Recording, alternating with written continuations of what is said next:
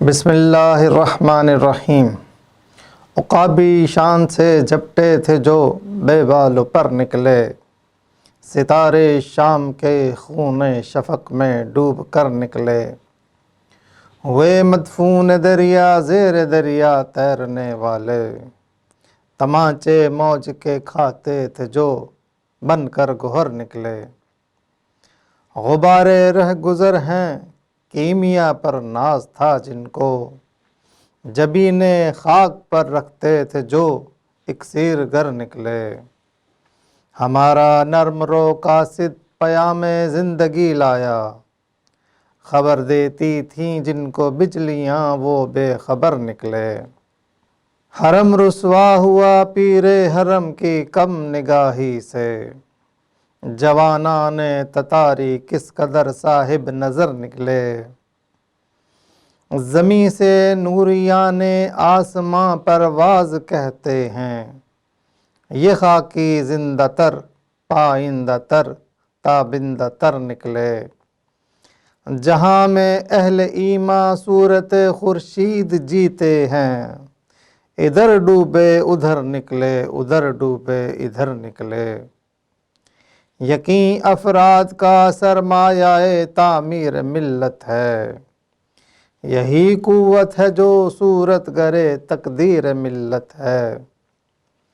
چھٹا بند اتحادی فوجوں جن میں اس دور کی عظیم سلطنت برطانیہ، اٹلی، فرانس، جاپان، یونان اور رومانیہ شامل تھے، اور ترکی کے مابین لڑی گئی جنگ کے بارے میں چند حقائق کی نشاندہی کرتا ہے۔ اس بند میں چار اشعار کے دو گروپ ہیں۔ پہلے گروپ میں ان امور کی طرف نشاندہی کی گئی ہے جس سے اتحادی افواج پسپائی اور شکست کے بعد اپنے حق میں کیے گئے سیورے ایگریمنٹ کو منسوخ کر کے ترکی کے حق میں لوازن معاہدے پر 24 جولائی 1923 کو دستخط کرنے پر مجبور ہو گئے۔ اس معاہدے میں ترکی کو بحیثیت ایک آزاد ملک تسلیم کیا گیا، اور یہی وقت دنیا کے نقشے پر دیگر مسلمان ممالک کے آزاد ہو کر وجود میں آنے کا نقطہ آغاز بھی ثابت ہوا، جبکہ اس بند کے دوسرے گروپ کے 4 اشعار کا موضوع مسلمانوں کا جذبہ، شجاعت، پستی سے بلند ہونے کا عزم،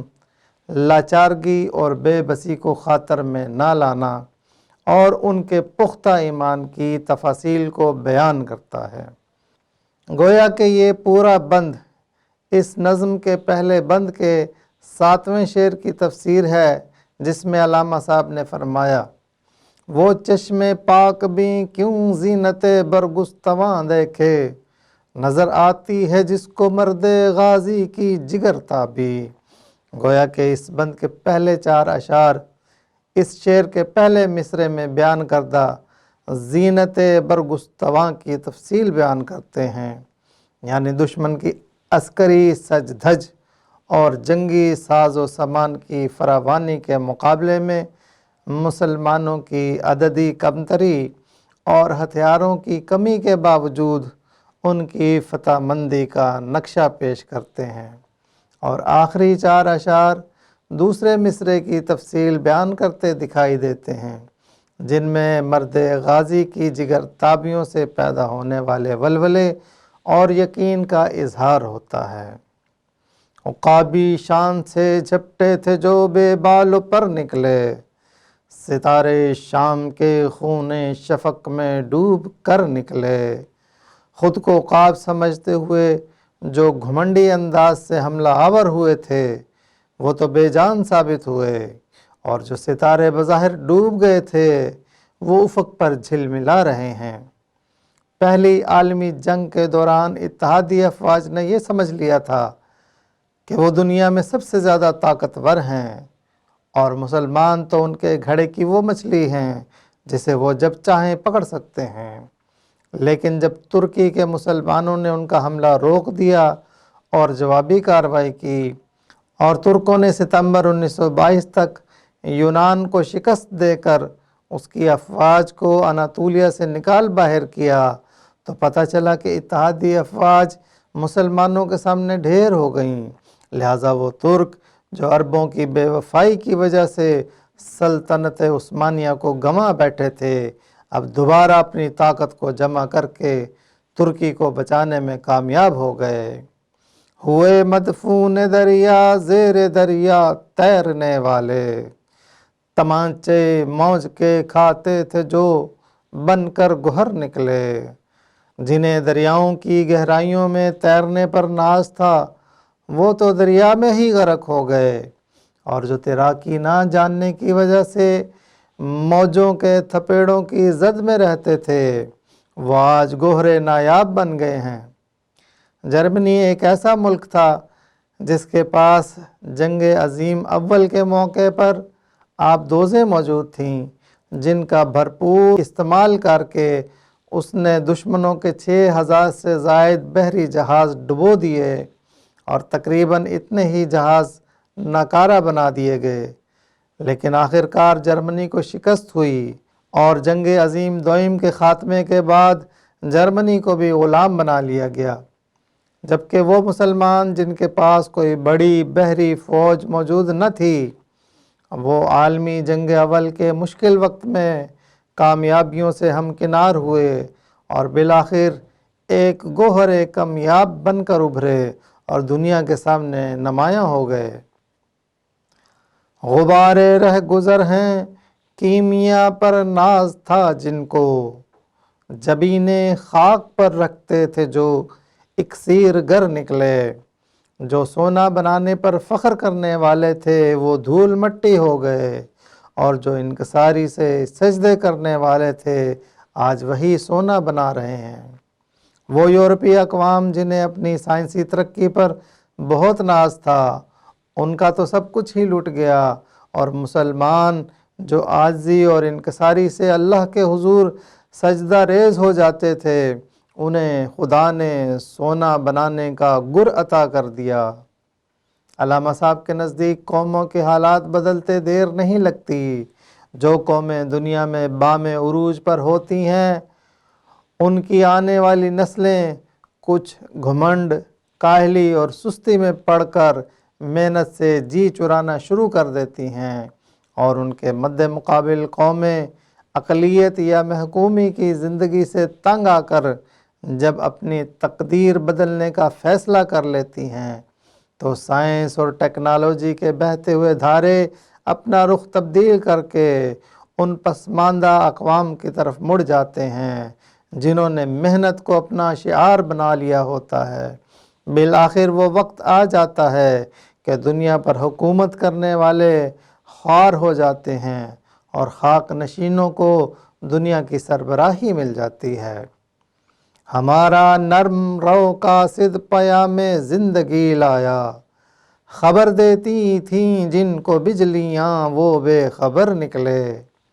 ہمارا سست رفتار پیغام رساں زندگی کا سندیسہ لے کر آیا، اور جو ٹیلی گراف کا استعمال کرتے تھے وہی لا علم رہے۔ مقتدر اقوام کا جدید کمیونیکیشن سسٹم تھا جس میں ٹیلی فون اور ٹیلی گراف کا نظام موجود تھا، اور فوج میں باقاعدہ سگنلز کا محکمہ قائم تھا جس کی وجہ سے انفارمیشن بہت تیزی سے برقی تاروں کے ذریعے ٹرانسمٹ کی جاتی تھی، جبکہ مسلمانوں کے پاس پرانا گھوڑوں کے ذریعے قاصد روانہ کرنے والا نظام تھا۔ لیکن اللہ تعالیٰ نے مسلمانوں کو زندگی کی رحمتوں اور برکتوں سے فیض یاب کیا اور کامیابیوں سے ہمکنار کیا جن کے سامنے ٹیلی کمیونیکیشن کا نظام فیل ہو گیا۔ حرم رسوا ہوا پیر حرم کی کم نگاہی سے، جوانان تتاری کس قدر صاحب نظر نکلے۔ حرم کے متولی شریف مکہ کی ناعاقبت اندیشی سے اسلام رسوا ہو گیا، لیکن تاتاری قوم کے جوانوں کی دور اندیشی سے اسلام کی ساکھ رکھ لی گئی۔ سید حسین ابن علی ہاشمی اہل بیت ہونے کی وجہ سے 1908 میں شریف مکہ بنے۔ پہلی جنگ عظیم میں جب انگریزوں کو ترکوں کے خلاف کوئی کامیابی حاصل نہ ہو رہی تھی، شریف مکہ نے ایک انگریز جاسوس لارنس آف دا عربیہ کے ساتھ مل کر خلافت عثمانیہ کے خلاف بغاوت کر دی، جس کے نتیجے کے طور پر ترکوں کو شکست ہوئی، جس کی تفصیل یوں ہے کہ 1915 کے آخر میں جب ترک مجاہدوں نے انگریز حملہ آوروں کو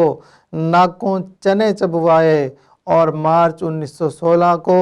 دریائے دجلہ کے کنارے کرنل خلیل پاشا نے برطانیہ کی 10,000 سپاہ کو عبرتناک شکست دے دی، تو انگریزوں کو یہ احساس ہو گیا کہ وہ مسلمانوں کا میدان جنگ میں مقابلہ نہیں کر سکتے۔ لارڈ کرزن کے حکم سے لارنس کو جاسوس بنا کر حجاز بھیجا گیا۔ وہ اچھی خاصی عربی زبان جانتا تھا۔ اس نے عربی لباس پہننا شروع کیا اور لارنس آف عربیہ کے نام سے مشہور ہوا، اور اپنا مقصد حاصل کرنے کے لیے اس نے مزید غداروں اور ضمیر فروشوں کی تلاش شروع کر دی۔ کافی تگ و دو کے بعد اس نے ترک پارلیمنٹ کے رکن سلیمان فائزی کا انتخاب کیا اور خطیر رقم کا لالچ دے کر اس کو اپنا ہم نوا بنانے کی کوشش کی۔ سلیمان فائزی نے بڑی حقارت سے اس کی پیشکش ٹھکرا دی اور دھکے مار مار کر لارنس کو نکال دیا۔ لارنس بڑا عقل مند اور جہاں دیدہ تھا، اس نے سلیمان فائزی سے کنارہ کشی اختیار کر لی اور کافی غور و فکر کے بعد فیصلہ کیا کہ برطانیہ کے لیے قابل اعتماد اعلی کار اور اپنے کام کا غدار اس کو پڑھے لکھے، دولت مند اور سیاسی لوگوں میں سے نہیں مل سکتا۔ لہٰذا اس لیے اس نے مذہب کی آڑ لینا شروع کی۔ وہ بصرہ کی جامع مسجد میں گیا اور مسلمان ہونے کا اعلان کیا۔ عربی لباس پہن کر وہ بصرہ کی جامع مسجد میں گیا اور مسلمان ہونے کا اعلان کیا۔ عربی لباس پہن کر عرب صحرا نشینوں میں گل مل گیا۔ لارنس نے بدوؤں میں 2,00,000 پاؤنڈ ہر ماہ تقسیم کرنا شروع کر دیے۔ اس نے پاؤنڈ پانی کی طرح بہا کر عرب عوام کو اپنا مداح بنا لیا۔ وہ اس کو اپنا محسن اور مربی سمجھنے لگے اور ان کی مدد سے لارنس نے گورنر مکہ حسین ہاشمی تک رسائی حاصل کر لی اور اپنی چرب زبانی اور مکارانہ چالوں سے حسین ہاشمی کو گمراہ کرنے میں زیادہ دقت پیش نہ آئی۔ پاسبان حرم کو شیشے میں اتارنے کے بعد لارنس نے اپنی پوری توجہ حسین ہاشمی کے بیٹوں عبداللہ، علی، فیصل اور زید پر مرکوز کی۔ ان کو باور کرایا کہ وہ سید زادے ہو کر ترکوں کی ماتحتی میں ذلت میں زندگی گزار رہے ہیں، انہیں تو بادشاہی کرنی چاہیے۔ ابتدا میں تو چاروں نے لارنس کی بات پر زیادہ توجہ نہ دی، مگر اپنے باپ کے اصرار اور لارنس کی چکنی چپڑی باتوں کے باعث ان کے دلوں میں آہستہ آہستہ ترکوں کے خلاف نفرت پیدا ہو گئی، اور پھر ایک دن انہوں نے اپنے مکان کی کھڑکی سے ترکوں پر گولیاں برسانا شروع کر دیں۔ اس طرح ترکوں کے خلاف عربوں کی بغاوت کا آغاز کروا کر لارنس بڑا خوش ہوا اور لندن اطلاع دی کہ کھیل شروع ہو گیا ہے۔ اس سازش کو تسلیم کرنے کے بعد شریف مکہ حسین نے خلیفۃ المسلمین کے خلاف بغاوت کا آغاز کر دیا، جس کے نتیجے میں پورا عرب خلافت اسلامیہ سے نکل کر اتحادیوں کے قبضے میں چلا گیا، جسے بعد میں قومیتوں کی بنیاد پر چھوٹے چھوٹے ملکوں میں تقسیم کر کے وہاں کٹ پتلی حکمران بٹھا دیے گئے اور اسرائیل کو ایک یہودی ریاست بنا کر عرب کے سینے میں گاڑ دیا گیا۔ شریف مکہ کے ایک بیٹے امیر فیصل کو عراق کا بادشاہ بنا دیا گیا اور عبداللہ کو اردن کی حکومت دے دی گئی۔ شریف مکہ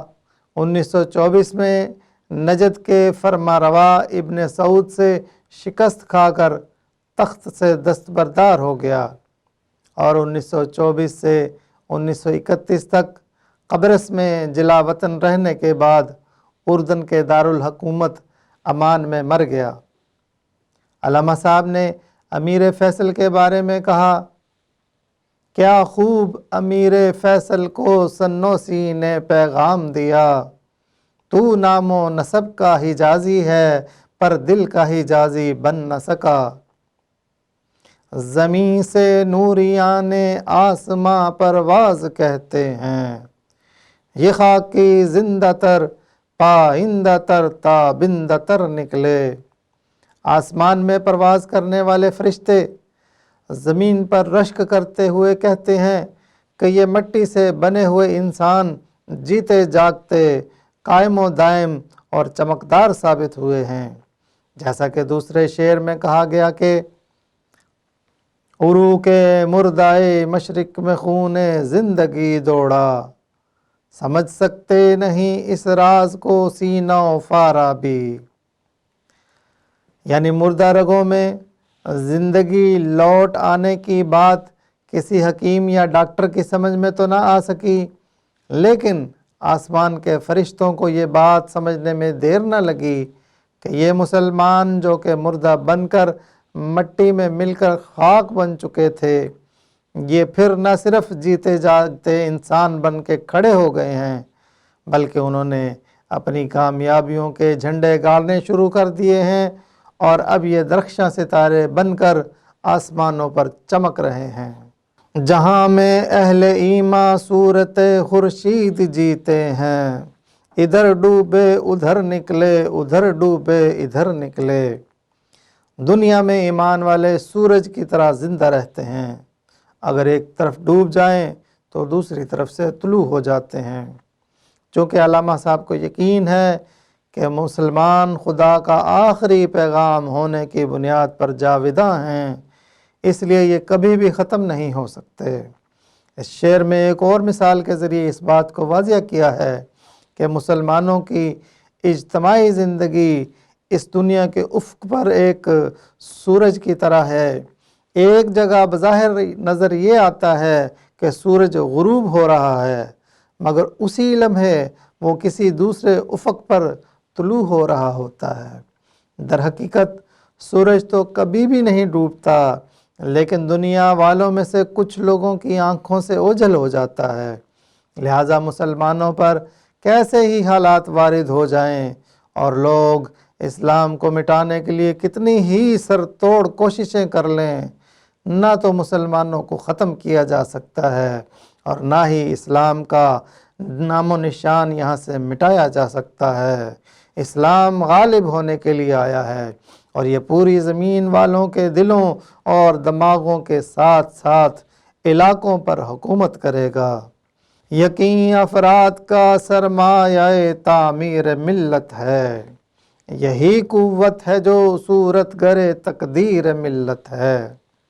ملت و قوم کو تعمیر کرنے کا اصل زر اس امت کے لوگوں کا جذبہ ایمان ہے۔ اسی طاقت سے ہی قوموں کی تفصیلی تصویر بنائی جا سکتی ہے۔ اس بند کے آخری شعر میں علامہ صاحب نے پھر یقین اور خود اعتمادی پر زور دیا ہے کہ یہ یقین ہی ہے وہ سرمایہ کہ جس سے ملت، قوم یا امت کی تعمیر کی جا سکتی ہے، اور یقین ہی وہ طاقت فراہم کرتا ہے جس سے امت کی تصویر کے خاکے میں رنگ بھر کر اسے مکمل کیا جا سکتا ہے۔ لہٰذا قوم کے تمام افراد کی ذمہ داری ہے کہ وہ یقین کا دامن کبھی بھی ہاتھ سے چھوٹنے نہ دیں۔ دیکھتے رہیں، شیئر کریں۔